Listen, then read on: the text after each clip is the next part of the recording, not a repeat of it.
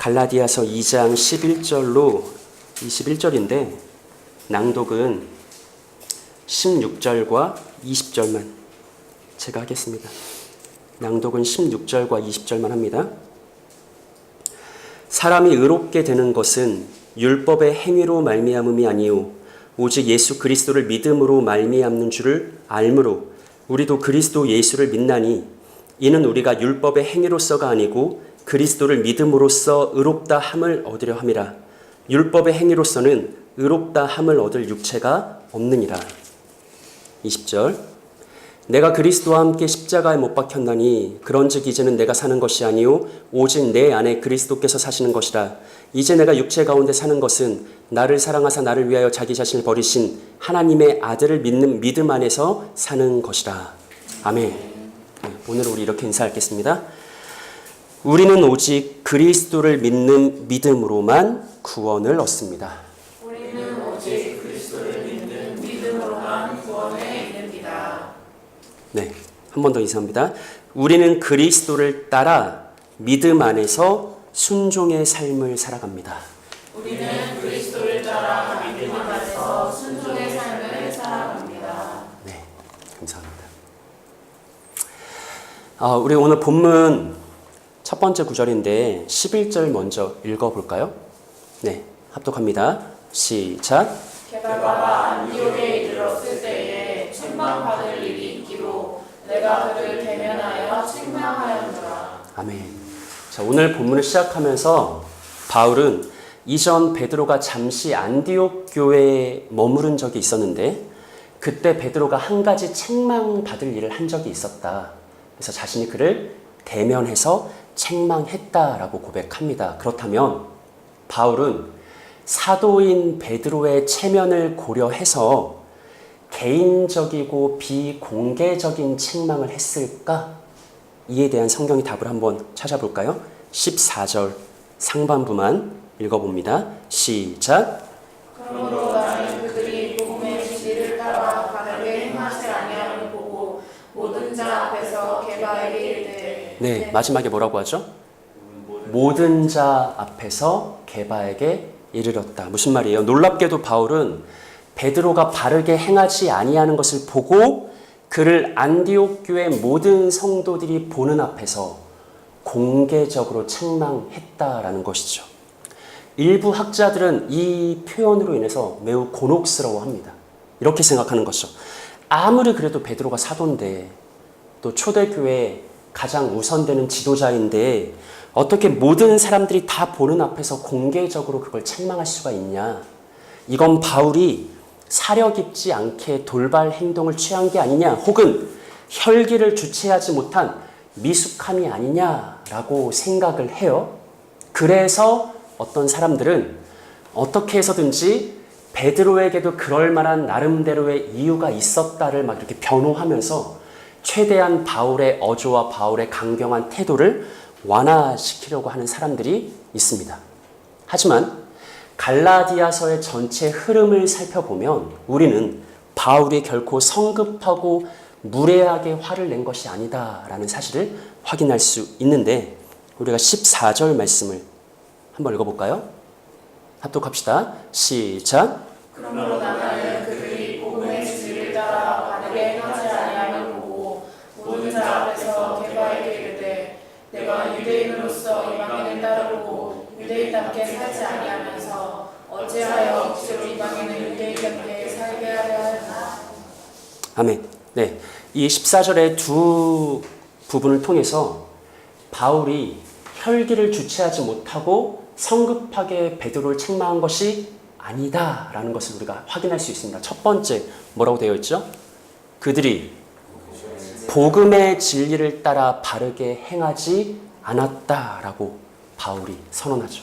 베드로가 취한 행동은 어떤 행동이에요? 복음의 진리를 따라 바르게 행한 것이 아니다. 갈라디아서를 시작하면서부터 바울이 계속해서 강조했던 그 주제, 어떤 주제? 배교의 문제. 그리스도의 은혜로 인한 참된 복음을 왜곡하고 변질시키는 어떤 문제? 다른 복음의 문제. 바울은 베드로가 취했던 행동을 그냥 개인이 사사로운 잘못을 한 어떤 가벼운 것 이렇게 판단하지 않고 그것은 명확하게 어떤 잘못이다? 그리스도의 은혜의 복음을 왜곡하고 변질시키는 어떤 문제다. 다른 복음의 문제다. 그래서 그것은 그냥 개인적으로 책망하고 끝낼 수가 없었다. 베드로가 가진 영향력을 고려했을 때 안디옥 교회 성도들 모두가 보는 앞에서 공개적으로 그 문제를 끄집어내서 책망함으로 복음의 진리를 수호할 수밖에 없었다라는 의미가 첫 번째에 담겨 있죠. 자, 두 번째. 바울이 베드로에게 이렇게 말합니다. 어찌하여 어떻게? 억지로. 어찌하여 억지로 이방인을 유대인답게 살게 하려느냐라고 억지로라는 표현이 나오죠. 이 억지로라고 번역된 헬라어 아낭카조는 다른 성경과 공동 번역 성경에서는 강요하다라고 번역을 했습니다. 그러니까 우리가 가진 성경과 바른 성경, 공동 번역 성경을 입체적으로 조화를 시키면 아낭카조는 어떤 의미예요? 억지로 뭐한다? 강요한다. 억지로 강요하는 것. 근데 이 헬라어 아낭카조가 갈라디아서 전체에서 딱 3번 사용됐어요. 그러니까 이 14절 말고 2번이 더 사용된 거죠. 그 2번의 용례가 어떤지를 살펴보면 바울이 어떤 이유에서 베드로를 책망했던 것인지를 우리가 확인할 수 있습니다. 본문을 보시죠. 2장 3절 보시면 그러나 나와 함께 있는 헬라인 디도까지도 뭐하지 않게 했다? 억지로 할례를 받게 하지 않았다라고 말하고 6장 12절을 보시면 무릇 육체의 모양을 내려하는 자들이 억지로 뭐하게 한다? 너희에게 할례를 받게 한다. 자, 이 두 경우 모두 억지로 강요하다라는 헬라어 아낭카조가 어떤 문맥에서 사용됐냐면 한편은 그리스도의 은혜로 인한 참된 복음, 다른 한편은 그 은혜의 복음을 부정하고 왜곡시키는 다른 복음의 이 관계 속에서 사용되는 거예요. 앞선 2장은 우리가 살펴봤죠. 이게 어떤 문맥이었습니까? 원래는 바울과 예루살렘의 사도들이 할례에 대해서 어떤 입장을 가지고 있었죠? 그것은 신자의 뭐에 속한 문제다? 자유에 속한 문제다. 그러니까 할례는 받을 수도 있고 안 받을 수도 있는 거다라는 입장을 가지고 있었죠. 근데 이 2장 3절은 어떤 정황 속에서 주어진 거냐면 바울과 사도들은 할례 받을 수도 있고 안 받을 수도 있는 거라는 입장을 가지고 있었는데 가만히 그곳에 침투한 누구로 인해서? 거짓 형제들로 인해서. 그들은 뭘 노리는 거예요? 그리스도 예수께서 우리에게 은혜로 주신 복음의 자유를 엿보는 자들이라. 어떻게 해서든지 복음 안에서의 은혜와 자유를 박탈해서 다시금 그들을 사람의 종으로 율법의 종으로 속박하려는 자들이라. 그래서 바울과 사도들은 매우 단호하게 헬라인 디도에게 뭐를 억지로 강요하지 않았다? 할례를 억지로 강요하지 않았다. 참된 복음을 수호하기 위해서 갈라디아서 2장 3절에 그렇게 나왔죠. 반면에 갈라디아서 6장 12절은 어떤 내용이냐면 갈라디아 교회에 침투한 거짓 교사들이 바울이 전한 그리스도의 은혜 복음을 막 부정하면서 야, 그 은혜의 복음만으로는 부족하다. 너희가 모세의 율법을 행해야 구원을 받을 수 있다라고 말하면서 갈라디아 교회 성도들에게 뭘 억지로 강요한 거죠? 할례를 억지로 강요한 거예요. 그러니 갈라디아서의 문맥 속에서 이 억지로 강요하다라는 단어는 항상 어떻게 쓰이는 거냐면 참된 은혜의 복음이냐 아니면 그 은혜를 부정하는 다른 복음이냐 이 대립 속에서 쓰였다고요.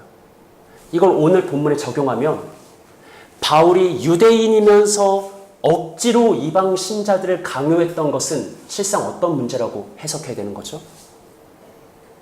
은혜의 복음을 부정하고 왜곡하고 변질시키는 실상 그것은 무엇의 문제였다? 다른 복음의 문제였다. 그래서 바울은 순간의 충동을 자제하지 못해서 혈기를 부린 것이 아니요 베드로를 향한 공명심에 분노한 것도 아니고 초대교회에서 가장 큰 영향력을 가진 베드로가 다른 복음의 태도를 취하니까 그걸 좌시할 수가 없었던 거죠. 그래서 다시금 그리스도의 은혜의 복음을 견고히 세우고 변호하기 위해서 공개적인 자리에서 베드로를 책망했던 것입니다. 그럼 다음 질문으로 넘어가죠. 그렇다면 바울이 공개적으로 책망했던 베드로의 잘못은 무엇이었을까요? 베드로가 도대체 어떤 잘못을 행했기에 바울은 그것을 다른 복음의 문제라고 규정했던 것일까요? 우리 갈라디아서 2장 12절과 13절 말씀을 같이 한번 읽어봅니다. 시작. 야고보에게서 온 어떤 이들이 이르기 전에 게바가 이방인들과 함께 먹다가 그들이 오매 그가 할례자들을 두려워하여 떠나 물러가매 남은 유대인들도 그와 같이 외식함으로 바나바도 그들의 외식에 유혹되었느니라. 아멘. 자, 게바가 이방인과 함께 뭐 했다? 먹었다.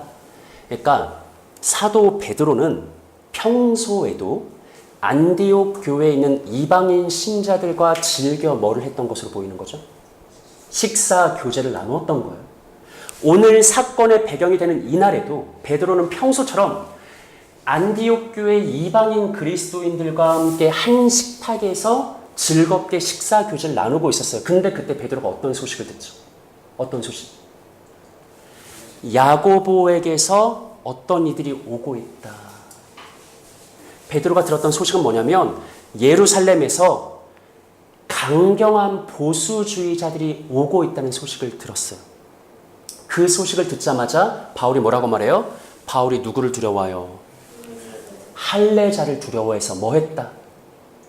그 자리를 황급히 떠났다.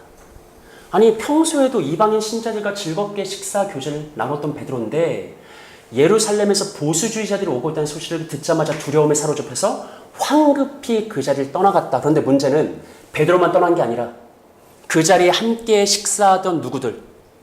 유대인들, 심지어 누구까지? 그럼 바나바는 예루살렘에서 안디옥 교회를 담임하라고 파송 보낸 안디옥 교회 지도자예요. 그러니까 베드로가 식사 자리를 떠나자마자 그 모습을 보고 유대인들도 같이 황급히 떠나가고 심지어 안디옥 교회를 담임하던 바나바까지 그들을 따라서 같이 떠나갔다라고 성경이 말하는 겁니다. 여기서 해석이 어려운 부분이 뭐냐면 야고보에게서 온 이들은 누구일까라는 것이고 두 번째는 이 할례자가 누구일까 이게 참 해석하기가 어려워요. 첫 번째, 야고보에게서 온 사람들과 할례자는 같은 그룹인가 다른 그룹인가 이 문제가 있고 두 번째, 야고보에게서 온 이들은 야고보와 동일한 입장을 가졌던가 아니면 다른 입장을 가졌던가 이 복잡하게 해석하기 어려운 문제가 있는데 짧은 설교 시간에 그것을 이렇게 막 살펴보는 게 별로 유익이 없습니다. 그래서 좀 거칠긴 하지만 그냥 이렇게 오늘 우린 정리하자고요. 상황이 뭐냐면 예루살렘에서 극보수적인 성향의 몇몇 신자들이 안디옥 교회로 가고 있는 것을 베드로가 확인을 하고 두려운 거예요. 너 이방 신자들과 그렇게 식사 교제를 했어? 너 그렇게 변절됐단 말이야? 어떻게 부정한 사람들과 그렇게 식사 교제를 할 수 있어? 이 비난과 힐난을 받을 것이 두려웠어요. 그래서 베드로가 황급히 평소에 즐겼던 이방인들과의 식사 교제를 중단하고 도망갑니다. 그것을 보고 유대인들도 도망가고 바나바도 도망갔던 것이죠. 그냥 우린 이렇게만 정리하자고요. 중요한 것은 바울이 그러한 그들의 행동을 보고서 그것을 뭐라고 규정하는가? 그것은 외식이다 라고 말한다는 것이죠. 2장 12절과 13절 마지막 부분만 읽어보면 남은 유대인들도 그와 같이 뭐함으로? 외식함으로 바나바도 그들의 뭐에 유혹되었다? 외식에. 외식. 바른 성경 번역은 위선. 공동 번역 성경은 가식적 행동. 자, 우리는 궁금해요. 왜 이방 신자들과 함께 식사 교제를 하다가 황급히 떠나가는 게 위선인가, 외식인가, 가식인가? 더 나아가서 우리가 가장 궁금한 질문은 뭐죠? 왜 그게 배교의 행위인가?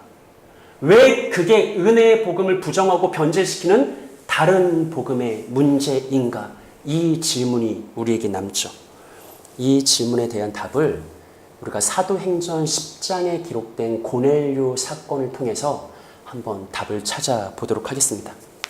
여러분, 성경은 로마 가이사랴에 이탈리아 부대 백부장인 이방인 고넬료가 있었는데, 이 고넬료는 누구냐? 그는 경건한 사람이라 온 지방과 더불어 하나님을 경외하는 사람이고 백성을 많이 구제하며 하나님께 항상 기도하던 사람이었다고 말해요.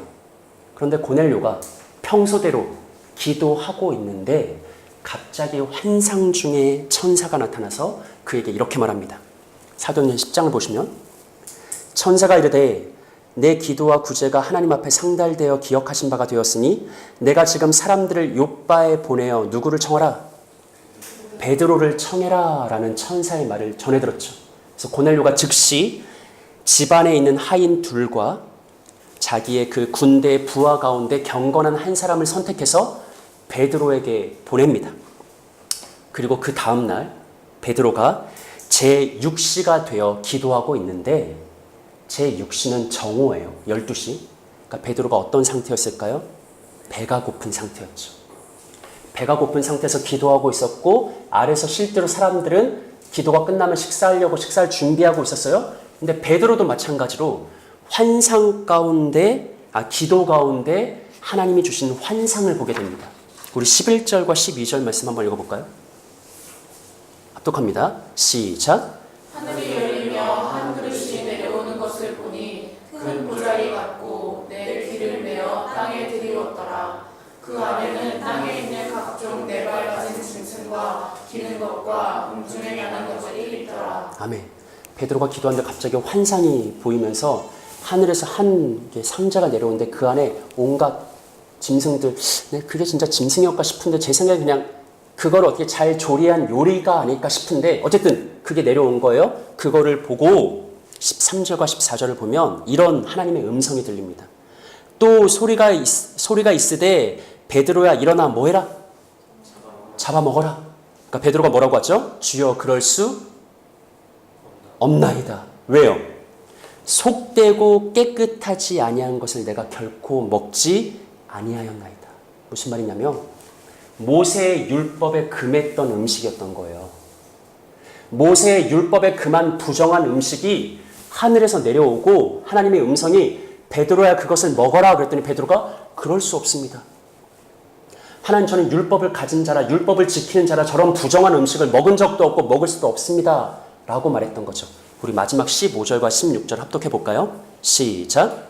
또 두 번째 소리가 있으되 하나님께서 깨끗하게 하신 것을 내가 속되다 하지 말라 하더라. 이런 일이 3번 있은 후 그 그릇이 곧 하늘로 올려져 가니라. 아멘. 하나님께서 뭐라고 대답하세요? 베드로에게 하나님께서 뭐 하신 것을? 깨끗하게 하신 것을. 너가 뭐하다 말하지 마라. 속되다 부정하다 말하지 마라. 이게 환상의 한 패턴인데 성경은 마지막에 뭐라고 해요? 이게 몇 번 있었다? 3번. 하나님이 영겁부 같은 환상을 3번 보여주신 건 어떤 의미죠? 의심하지 말라는 거예요. 확실하다는 거예요. 지금까지 유대인들은 모세의 율법의 테두리 속에서 부정한 것과 정결한 것을 구분하면서 율법이 정한 부정한 것을 멀리하는 삶을 살아왔는데 이제 베드로가 처음으로 기도 중에 환상을 보니까 그게 어떤 환상이 내려오는 거죠? 하나님이 깨끗하게 하셨으니 더 이상 속되다 말하지 말고 부정하다 말하지 말라. 무려 3번이나 같은 환상을 영거푸 본 것이죠. 이 환상에 담긴 의미는 뭘까요? 하나님이 이 환상을 통해서 알려주시고자 한 하나님의 뜻은 무엇일까요? 이것을 갈라디아서 내 바울의 용어로 설명하면 다음과 같아집니다. 우리 갈라디아서 3장 28절 말씀 합독합시다. 시작. 너희는 유대인이나 헬라인이나 종이나 자유인이나 남자나 여자나 다 그리스도 예수 안에서 하나이니라. 아멘. 이게 환상에 담긴 의미예요. 너희는 유대인이나 헬라인이나 곧 이방인이나 종이나 자유자나 남자나 여자나 다 그리스도 안에서 뭐라? 하나다. 여러분 이전에 모세의 율법은 율법을 가진 자와 못 가진 자, 율법을 아는 자와 모르는 자, 율법 안에 있는 자와 율법 밖에 있는 자, 율법을 지키는 자와 지키지 않는 자로 사람과 사람 사이에 거대한 장벽을 쌓았어요. 모세의 율법은 어떤 기능을 했냐면 정결한 것과 부정한 것을 구분짓고 장벽을 쌓고 차별하는 기능을 했다고요. 모세의 율법에 의해서 부정한 짐승과 정결한 짐승, 부정한 음식과 정결한 음식, 부정한 사람과 정결한 사람이 구분되고 차별됐다고요. 유대인과 이방인, 유대인과 헬라인, 그렇게 서로 하나가 될 수 없는 관계로 지금까지 있었다고요. 근데 베드로에게 보여준 환상은 뭐예요? 이제 내가 그리스도 예수 안에서 이전에 너희가 부정하다 생각했던 것, 이전에 너희가 속되다 생각했던 것 내가 뭐 했다? 깨끗하게 했다. 그리스도 예수의 피로 깨끗하게 했다. 그러니 이제는 더 이상 유대인과 헬라인의 구분이 없고 정결한 음식과 부정한 음식의 차별이 없고 모두가 그리스도 예수를 믿는 믿음 안에서 뭐다? 하나다라고 하나님이 이 진리를 베드로에게 선언하신 거죠. 여러분 이걸 조금 길지만 에베소서의 말씀을 통해서 다시 한번 확인할 수 있는데 좀 기니까 우리가 직접 한번 찾아볼게요. 에베소서 2장 11절로 16절 말씀입니다. 직접 찾아보시죠. 에베소서 2장 11절부터 16절까지인데 한번 우리 교독해 볼까요? 제가 먼저 읽습니다. 그러므로 생각하라. 너희는 그때 육체로는 이방인이요 손으로 육체 행한 할례를 받은 무리라 칭하는 자들로부터 할례를 받지 않은 무리라 칭함을 받는 자들이라. 그때 너희는 그리스도 밖에 있었고 이스라엘 나라 밖의 사람이라. 약속의 언약들에 대해서는 외인이요 세상에서 소망이 없고 하나님도 없는 자이니. 이제는 전에 멀리 있던 너희가 그리스도 예수 안에서 그리스도의 피로 가까워졌느니라. 그는 우리의 화평이신지라. 두 하나를 만나사 원수된 것 곧 중간에 막힌 담을 자기 육체로 하시고 법조문으로 된 계명의 율법을 폐하셨으니 이는 이 둘로 자기 안에서 한 세 사람을 지어 화평하게 하시고 또 십자가로 이 둘을 한 몸으로 하나님과 화목하게 하려 하심이라. 원수된 것을 십자가로 소멸하시고. 아멘. 이게 베드로가 보았던 세 번의 환상이 담긴 의미입니다. 무슨 말이에요? 본래 할례 받지 않던 이방인들은 어떤 존재였냐면 그리스도 밖의 사람이라, 이스라엘 나라의 밖의 사람이라, 약속의 언약에 대해서 외인이라, 세상에서 소망이 없고 하나님도 없던 자들이다. 유대인과 이방인 사이에 모세의 율법은 크나큰 장벽을 쌓았다고요. 그런데 성경이 이제 선언한 건 뭐죠? 세상의 화평이신 예수 그리스도의 피로 말미암아서 유대인과 이방인을 가로막던 드높은 율법의 장벽이 막힌 담이 뭐해졌다? 허물어졌다. 결코 하나가 될 수 없었던, 가까워질 수 없었던, 율법이 가로막았던 유대인과 이방인이 이제는 얼마든지 그리스도 안에서 뭐가 된다? 하나가 된다. 그리고 15절에 뭐라고 말하냐면 예수께서 법조문으로 된 계명의 율법을 폐하셨다라고 말하죠. 이게 골로새서에서는 더 강력하게 예수께서 법조문, 즉 모세의 율법을 십자가에 못 박아버렸다. 너희를 불리하게 하는 율법의 증서를 찢어버리고 십자가에 못 박아버렸다. 이젠 더 이상 효력이 없다라는 거예요. 베드로는 어떤 환상을 본 거죠? 이전에 율법으로 인해서 차별되던 모든 것, 부정한 짐승, 정결한 짐승, 부정한 음식, 정결한 음식, 부정한 사람 이방인과 정결한 사람 유대인, 이 사이의 모든 차별의 담이 예수 안에 허물어졌다. 누구든지 그리스도 예수와 그의 십자가와 그의 보배로운 피를 믿고 의지하는 자는 예수 안에 하나이다. 더 이상 구분도 없고 차별도 없다. 모두가 예수를 믿는 믿음 안에서 유대인이나 헬라인이나 종이나 자유자나 남자나 여자나 하나다라는 이 진리가 기독교 역사상 누구에게 가장 먼저 제시된 거예요? 베드로에게. 베드로가 이 환상을 보고 실제 고넬료의 집에 가요. 그곳에서 어떤 놀라운 장면을 목격하냐면 사도행전 2장에 오순절에 자기들에게 임했던 그 성령, 120명의 신자들에게 임했던 오순절의 성령이 고넬료의 집에 모인 이방인 신자들에게 동일하게 임해요. 베드로가 그리고 깨달았어요. 아, 이제는 모든 모세의 율법이, 모든 차별이, 모든 구분이 패해졌구나. 예수 안에서. 누구든지 예수를 믿기만 하면 부정한 이방인에게도 성령이 임하는구나. 이제 우리는 예수 안에서 진정한 하나이구나라는 것을 깨달았어요. 그리고 예루살렘 교로 넘어가요. 베드로가. 그곳에서 수많은 보수주의자들이 베드로를 공격합니다.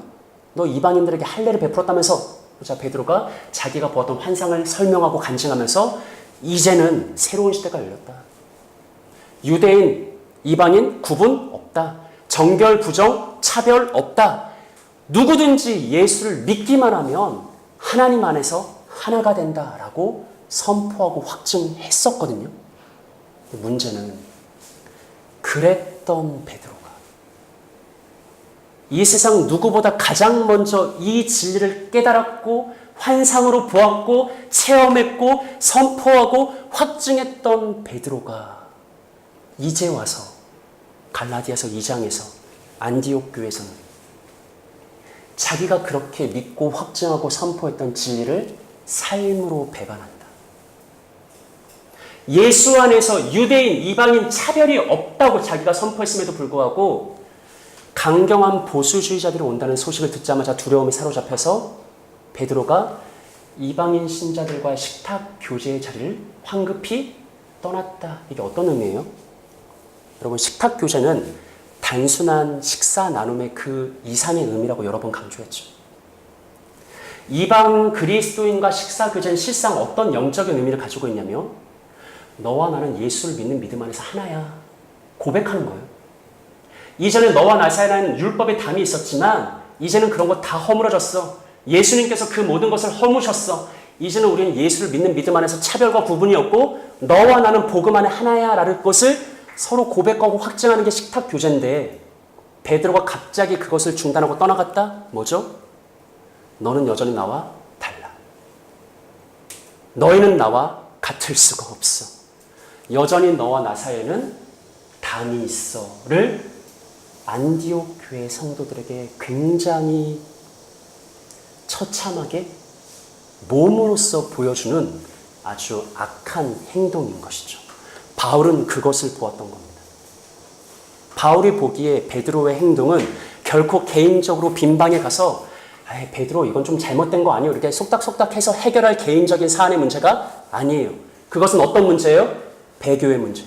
어떤 문제죠? 다른 복음의 문제예요. 왜냐하면 잘 들으세요. 왜 그게 다른 복음의 문제냐면 하나님께서 우리의 구원을 위해서 예수 그리스도를 통해서 행하신 구원의 사역을 베드로가 허물어버리는 거예요. 예수는 우리의 화평을 위해서 너와 나 사이에 있던 차별의 장벽을 허무셨는데 베드로는 그걸 다시 쌓아. 예수께서 허무신 장벽을 베드로가 다시 쌓고 예수께서 없앤 차별을 베드로가 다시 만들어. 그것은 하나님의 은혜의 복음을 완전히 부정하고 왜곡하고 변질시키는 어떤 문제다? 다른 복음의 문제다. 그 모습을 본 안디옥 교회 성도들이 어땠을까요? 함께 즐겁게 식사 교제하다가 갑자기 베드로가 확 떠나고 유대인들도 다 자리를 떠나고 바나바까지 떠났을 때 남겨진 안디옥 교회 성도들이 뭐라고 생각했을까요? 아, 내가 아직 뭔가 부족하구나. 나는 아직 구원에 이르기에 뭔가 합당하지 않구나. 내가 저들과 다른 것은 무엇일까? 예수를 믿는 믿음만으로 부족하구나. 그때 만약 그냥 가정을 해서 거짓 교사들이 접근했다면, 그들이 이렇게 말했다면 예수를 믿는 믿음만으로 구원받는다고 바울이 말했지. 그건 말이 되지 않는다. 베드로를 봐라. 너희를 피하지 않느냐. 왜 그랬겠느냐? 믿음만으로 되는 게 아니다. 은혜만으로 되는 게 아니다. 무엇을 받아야 된다? 할례를 받아야 된다. 율법을 행해야 된다. 그래야 진짜 구원에 이를 수 있다. 라고 접근할 수 있었을 거 아니에요. 바울은 이 문제가 작은 문제라고 판단을 못하는 거예요. 이거는 나중에 내가 책망받을 수도 있겠지만 안 되겠다. 비록 그가 존경하는 사도이고 예루살렘의 지도자지만 이 문제는 교회를 위해서, 복음을 위해서, 하나님을 위해서 내가 그 사람이 상처받고 교회에서 떠나갈지는 모르겠지만 이거는 좌시할 수 없고 공개적으로 이 문제는 짚고 넘어가야겠다라고 생각하고 베드로를 안디옥 교회의 모든 성도들이 보는 앞에서 책망한 거예요. 뭐라고 책망했는가? 15절과 16절 말씀. 여기서 바울은 타협할 수 없는 복음의 진리를 선포하는데 우리 한번 합독해 봅니다. 시작. 우리는 본래 유대인이요 이방주의인이 아니로되 사람이 의롭게 되는 것은 율법의 행위로 말미암음이 아니요 오직 예수 그리스도를 믿음으로 말미암는 줄 아므로 우리도 그리스도 예수를 믿나니 이는 우리가 율법의 행위로서가 아니고 그리스도를 믿음으로써 의롭다 함을 얻으려 함이라. 율법의 행위로서는 의롭다 함을 얻을 입죄가 없느니라. 아멘. 바울이 다시 한번 선포하고 선언하고 확증한 복음의 진리는 무엇이죠? 간단하게 말하면 우리는 무엇으로 구원에 이르지 못한다. 무엇으로? 율법의 행위로는 구원받지 못한다. 할례, 안식일, 정결규례, 음식에 대한 어떤 규정 그런 것으로 구원에 이르지 못한다. 우리가 오직 의로움을 받을 수 있는 길은 우리가 오직 구원을 얻을 수 있는 유일한 길은 무엇밖에 없다? 예수 그리스도를 믿는 믿음밖에 없다라고 말하는 것이죠. 예수 그리스도를 믿는 믿음 안에서 사람의 행위, 사람의 뜻, 율법의 행위, 율법의 성취 그런 것이 아니라 오직 그리스도 예수를 믿는 믿음 안에서 우리는 구원에 이르고 예수를 믿는 믿음에는 부족함이 조금도 부족함이 없다. 예수를 믿는 믿음 그것만으로 충분합니까? 충분하다. 다른 어떤 것을 보충할 필요도 없고 덧붙일 필요도 없다. 오직 예수를 믿는 믿음 안에서 우리는 의로움에 이르고 이제는 누구도 예수를 믿는 믿음 안에 있는 사람을 정죄하고 구분짓고 차별할 수 없다라는 이 복음의 놀라운 진리를 선포한 것이죠. 바울은 믿음을 강조합니다. 오직 믿음이다. 행위가 아니라 율법의 성취도 아니고 오직 믿음밖에 없다라고 강력하게 선포하죠. 그런데 여러분 이렇게 오직 은혜, 오직 믿음 이것을 강조하면 그게 맞긴 맞는데 보수적인 성향의 사람들은 다음과 같은 염려를 해요. 우리 다음 말씀 한번 읽어볼까요? 시작. 만일 우리가 그리스도 안에서 의롭게 되려 하다가 죄인으로 드러나면 그리스도께서 죄를 짓게 하는 자냐? 결코 그럴 수 없느니라. 아멘. 27절이 굉장히 어려운 구절입니다. 그래서 최대한 쉽게 설명을 할게요. 자, 이런 거예요. 바울을 반대하는 사람들이 이렇게 주장하는 겁니다. 바울이 원래 서신서에서 가상의 대화자를 두고 자기가 질문했다가 자기가 답하는 방식 뭐 이런 식으로 이렇게 논증을 풀어가거든요. 그러니까 이게 해석이 어려운 부분이에요. 바울을 반대하는 사람이 바울에게 이렇게 말합니다. 뭐라고 하냐면 바울, 당신은 자꾸 틈만 나면 설교할 때마다 야, 우리가 의로움에 이르는 것은 우리가 구원을 받는 것은 율법을 행함으로가 아니다. 사람의 어떤 성취로가 아니다. 오직 은혜, 오직 그리스도 예수를 믿는 믿음으로만 구원에 이를 수 있다라고 말하는데 잘 생각해 보시오. 당신처럼 자꾸 오직 은혜, 오직 은혜, 오직 믿음, 오직 믿음 그렇게만 강조하면 반드시 그 중에는 어떤 사람들이 생길까요? 은혜 남발하고 믿음 남발하면서 난 믿어. 난 은혜 안에 있어. 난 구원받았어. 그래서 뭐에 빠진 사람들이 생길까요? 죄에 빠진 사람이 생기죠. 방종함에 빠진 사람들이 생기겠죠. 바울이 이렇게 말하는 거예요. 만일 우리가 그리스도 안에서 의롭게 되려 하다가 무슨 말이에요? 이거 잘 보세요. 앞에 보세요. 만일 우리가 그리스도 안에서 의롭게 되려 하다가 이건 무슨 뜻이냐면 우리가 오직 은혜, 오직 믿음으로 의로움에 이르려고 하다가 뭐로 드러나면? 뭐로? 죄인으로 드러나면 오직 은혜, 오직 믿음 이것만 막 강조했는데 우리가 방종함에 빠져서 만약에 죄를 막 짓는다면 그리스도께서 죄를 짓게 하는 자냐?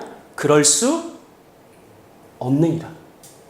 내가 오직 은혜의 복음을 강조했다고, 오직 믿음을 강조했다고, 사람이 방종에 빠진다고, 죄를 밥 먹듯이 짓는다고, 그거는 위험한 일이라고, 결코 그럴 수 있다 없다?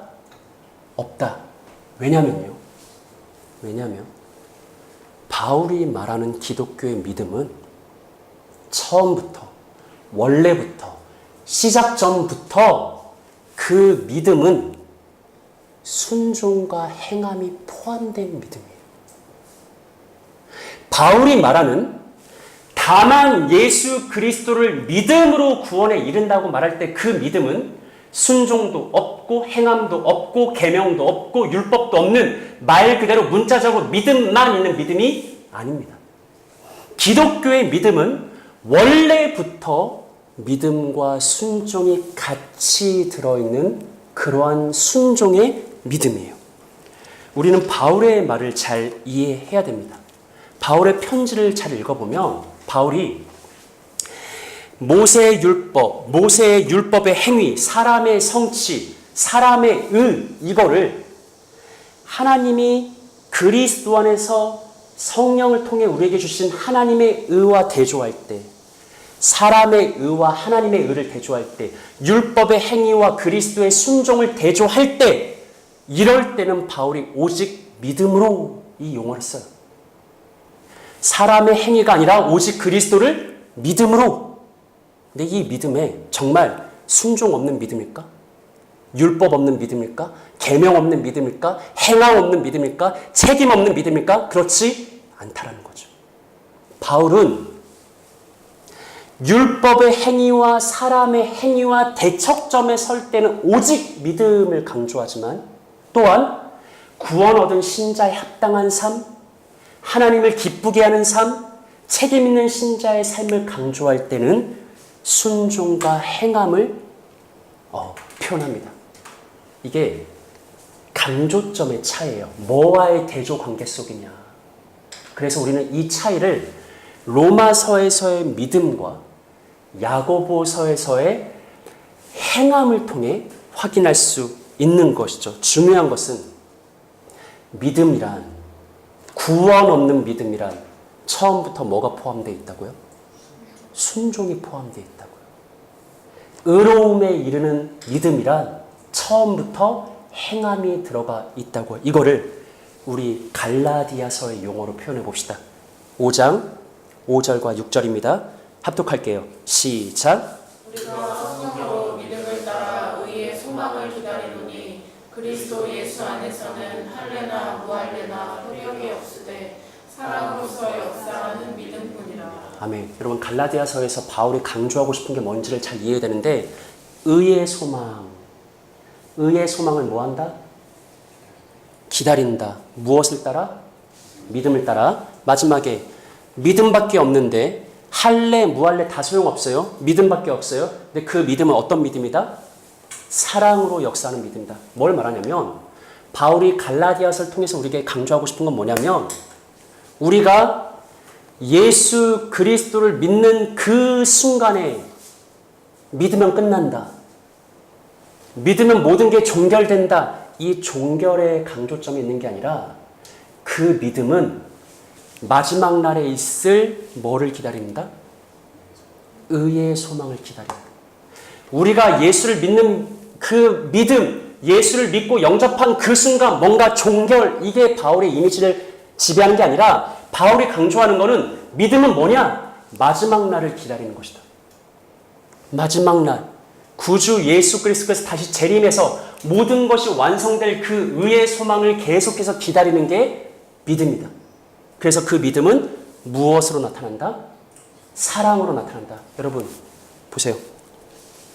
성경이 말하는 건 뭐냐면 사람의 행위로 구원받는 게 아닙니다. 율법을 지킴으로 구원받는 게 아닙니다. 우리는 오직 예수를 믿음으로만 구원을 받습니다 할 때 그 믿음. 그냥 예수를 믿음으로만. 행위가 아니에요. 믿음으로만. 근데 이 믿음에는 원래부터 의의 소망을 기다리며 자기를 절제하고 정결하게 만들어가고 사랑으로서 역사하는 믿음을 가지고 책임있고 능동적으로 자기 자신을 지켜나가는 그 믿음이 원래부터 들어가 있는 거예요. 사람들이 보수적인 장로교 신앙을 쉽게 평가합니다. 야, 니들 장로교는 맨날 은혜만 말한다. 맨날 믿음이면 다 된다고 한다. 그러면 방종에 빠지지. 야, 사람이 맨날 믿음이면 다 돼. 그러면 너희는 왜 이렇게 행함이 없냐, 삶이 없냐, 쉽게 생각하죠. 하지만 우리의 현실은 잘못됐는지 몰라도 우리가 믿고 선포하는 복음을 그들이 오해한 겁니다. 갈라디아서 2장 20절에 그 복음의 심기가 나타나 있는데 너무나 유명한 말씀이죠. 한번 합독할까요? 시작. 내가 그리스도와 함께 십자가에 못 박혔나니 그런즉 이제는 내가 사는 것이 아니요 오직 내 안에 그리스도께서 사시는 것이라. 이제 내가 육체 가운데 사는 것은 나를 사랑하사 나를 위하여 자기 자신을 버리신 하나님의 아들을 믿는 믿음 안에서 사는 것이라. 아멘. 여러분, 이 구절이 동떨어진 구절이 아니라 오늘 본문의 마지막이에요. 믿음으로만 구원에 이른다라고 바울이 논증을 쭉 이어가면서 마지막 결론에서 이야기를 한다고요. 이 20절에서 바울은 죽음과 부활의 용어를 사용해요. 죽음은 뭐예요? 나는 그리스도와 함께 십자가에서 뭐 했다? 죽었다. 나는 예수와 함께 십자가에서 죽은 거예요. 그 순간 우리는 율법에 대해서 죽었고 육체에 대해서 죽었고 사람의 행위, 사람의 뜻, 사람의 의로움에 대해서 완전한 죽음을 경험했습니다. 그리고 죽음으로 끝난 게 아니라 우리는 뭐 하죠? 부활해요. 누구와 함께?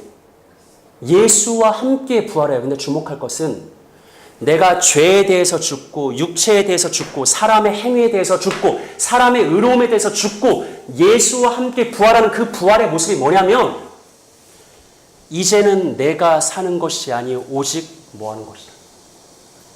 내 안에 그리스도께서 사시는 것이다. 여러분, 이거예요. 바울은 죽음과 부활의 용어를 사용하는데 믿음으로 말미암아 예수와 함께 죽고 믿음으로 말미암아 예수와 부활하는 그 우리의 모습은 뭐냐면 부활한 신자는 더 이상 내가 사는 게 아니고 내 안에 누가 사신다? 그리스도가 사신다. 그리고 우리는 그 하나님의 아들을 믿는 뭐 안에서 산다? 믿음 안에서. PPT 순서 바꿔서 그 다음 거 먼저 보여주실래요? 제목? 제가 오늘 설교 제목을 믿음과 믿음 안에서 사는 것이라고 정했어요. 여러분, 그리스도를 믿는 믿음으로 우리가 구원을 받죠. 믿음이 있죠. 그리고 그 믿음 안에서 사는 게 있죠. 우리가 자꾸 이거를 분리하는데 그렇지가 않습니다. 성경이 말하는 것은 그리스도 예수를 믿어 구원에 이르는 그 믿음과 그 믿음 안에서 사는 삶은 실상 같은 의미예요. 그게 갈라디아서 2장 20절에서 말한 죽음과 부활의 의미예요. 내가 예수를 믿는 순간 어떤 일이 발생하냐면 그냥 믿음 끝나는 게 아니에요. 그 믿음에 율법도 없고 계명도 없고 행함도 없고 순종도 없고 그래서 끝나는 게 아니라 내가 예수를 믿는다는 것은 어떤 의미냐면 예수와 함께 죽고 예수와 함께 사는 건데 예수와 함께 부활할 때 부활한 신자는 더 이상 자기 자신이 사는 게 아니다. 내 안에 누가 사는 것이다? 그리스도가 사는 거다. 그리스도가 내 안에 사시고 그리스도가 나를 이끄시고 그리스도가 나를 인도하시고 그리스도가 나를 통치하신다. 그게 믿음 안에서 사는 삶이에요. 그렇다면 가장 중요한 부분입니다. 내 안에 사시는 그리스도는 누구인가? 내 안에서 나를 이끄는 그리스도는 누구인가? 내 안에서 나를 통치하는 그리스도는 누구인가? 이 질문. 그리스도는 누구냐면 아담 이후로 오고 가는 모든 세대 속에 모든 인생 중에 단 한 명도 성공한 적이 없던 삶. 아담 이후로 모든 인류가 한 번도 성공한 적이 없던 삶. 살아계신 하나님 앞에서 매 순간, 매 분초, 모든 평생을 완전한 믿음으로, 완전한 순종으로 살아가는 삶. 단 한순간도 하나님을 어긴 적이 없고 하나님의 말씀에 불순종한 적도 없고 온전한 믿음과 사랑으로 하나님 앞에 완벽한 의로움으로 살아가는 삶, 그것을 성취한 분이 누구예요? 예수예요. 그 예수가 내 안에서 사는 거예요. 기독교의 믿음은 뭐냐면, 믿음은 행함이 없다, 순종이 없다, 믿음만 강조하면 삶이 없다, 그런 게 아니에요. 그럼 믿음을 오해한 거예요. 그리스도를 믿는 믿음은 뭐예요? 인생은 하나님 앞에 의로움을 얻지 못해요. 아담의 모든 후손은 죽었다 깨어나도 하나님 앞에 행위로는 의로움을 받지 못해. 근데 그리스도만이 하나님 앞에 의로움을 받을 수 있는 완전한 행함과 순종을 가진 분인데, 믿음은 뭐냐? 그 예수가 내 안에 사는 거다. 완전한 행함과 완전한 순종으로 살아간 그 예수가 내 안에 들어와서 나를 통치하는 거예요. 나를 이끄는 거예요. 나를 인도하는 거예요. 믿음은 그 예수를 따라 살아가는 거예요. 예수 안에 거하는 거예요. 그래서 성경에서 믿음과 믿음 안에서 사는 것은 다른 게 아닙니다. 같은 의미인 거예요. 우리가 이것을 유다서를 통해서 확인할 수 있는데, 우리 마지막으로 이 유다서 말씀 합독해 볼까요? 시작. 사랑하는 자들아, 너희는 너희의 지극히 거룩한 믿음 위에 자신을 세우며 성령으로 기도하며 하나님의 사랑 안에서 자신을 지키며 영생에 이르도록 우리 주 예수 그리스도의 긍휼을 기다리라. 아멘. 믿음과 믿음 안에서 사는 것을 함께 말하죠. 사랑하는 자들아, 너희는 너희의 지극히 거룩한 믿음 위에 자신을 세워라. 성령으로 기도해라. 하나님의 사랑 안에서 자신을 지켜라. 영생에 이르도록 우리 주 예수 그리스도의 긍휼을 기다리라. 바울의 머릿속에, 사도들의 머릿속에 믿음은 뭐예요? 우리는 너무 쉽게 그렇게 생각한다고요. 왜 맨날 믿음만 말합니까? 행함도 말해야지. 왜 맨날 은혜만 말합니까? 삶이 없게. 아니에요. 성경이 말하는 믿음은 원래부터 순종하는 믿음이에요. 원래부터 행하는 믿음이에요. 왜냐하면 내가 행하는 게 아니라 내 안에 사시는 그리스도의 순종이기 때문에 그래요. 예수를 믿어서 구원에 이르렀으니 이제는 내가 순종해서 구원을 성취해야지, 이런 게 아니라, 예수를 믿는 구원 얻는 믿음은 그 예수가 내 안에 들어와서 자신의 행함, 자신의 의로움, 자신의 순종으로 나를 이끌어가는 삶이에요. 우리의 행함은 예수의 행함에 근거한 행함이고, 우리의 믿음은 예수 안에서 살아가는 믿음입니다. 그래서 바울은 베드로조차 다시금 예수께서 행하신 복음을 부정하고 왜곡하는 다른 복음의 문제에 빠지자 사람의 행위로 구원받는 게 아니다. 오직 믿음으로 우리가 구원에 이를 수 있다. 다시 말하면 뭐죠? 내 안에 사시는 그리스도로 구원받는다. 내 안에 사시는 예수를 믿는 믿음 안에서 구원받는다. 그리고 우리는 그 믿음을 따라, 예수를 따라 의의 소망을 기다리며 사랑으로 역사하는 믿음으로 살아간다라고 선언했던 것이죠. 갈라디아서 2장을 마무리하면서 바울이 복음의 놀라운 신비를 우리에게 이렇게 장엄하게 진술하고 있는 것입니다. 사랑하는 여러분, 오직 은혜로 살아가시기를 권면합니다. 오직 믿음으로 살아가시기를 부탁합니다. 믿음에는 부족함이 없어요. 조금도 부족함이 없습니다. 왜요? 그 믿음은 내 믿음이 아니라 내 안에 그리스도께서 사시는 믿음이고, 내 안에 사시는 예수를 믿는 믿음 안에서 그 순종을 따라 행하는 행함이기 때문에 예수를 믿는 믿음은 조금도 부족함이 없습니다. 예수를 믿고 그 믿음 안에 살아가심으로 하나님의 기쁨과 하나님의 즐거움이 되는 우리 복 있는 세움의 형제 자매들 되시기를 구주 예수님의 이름으로 축복합니다. 우리 함께 기도하겠습니다.